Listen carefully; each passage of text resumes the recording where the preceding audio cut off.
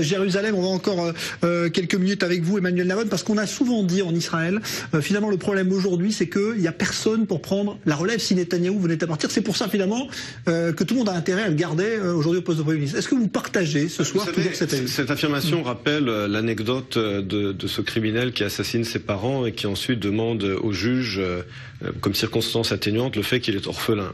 Alors c'est vrai que Netanyahou, depuis des années, élimine avec beaucoup d'efficacité tous ses concurrents.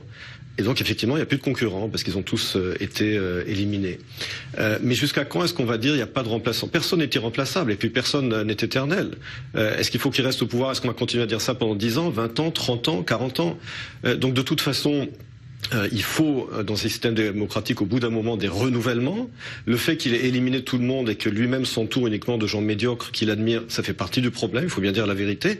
Et également, j'ajouterais là-dessus, le fait que finalement, au Likoud aujourd'hui, c'est quasiment impossible de critiquer Netanyahou en étant de droite, sans se faire traiter de traître sur les réseaux sociaux ou ailleurs, ou de vieilles filles aigries qui ne critiquent Netanyahou que pour des mauvaises raisons. C'est ça aussi le problème aujourd'hui. J'ai été membre du Likoud pendant longtemps, j'ai fini par le quitter entre autres pour cette raison, parce que toute critique vis-à-vis de Netanyahou, tout immédiatement est attaquée comme de la traîtrise ou de l'aigreur. Or, il faut un véritable débat, il faut un véritable débat démocratique, il faut également des nouvelles générations, et le fait qu'on ne voit personne aujourd'hui autour de Netanyahou, c'est pas étonnant, parce que c'est comme un arbre autour de laquelle l'herbe ne pousse pas, et ça n'est pas sain ni pour le Likoud, ni pour notre démocratie. Eh ben voilà, donc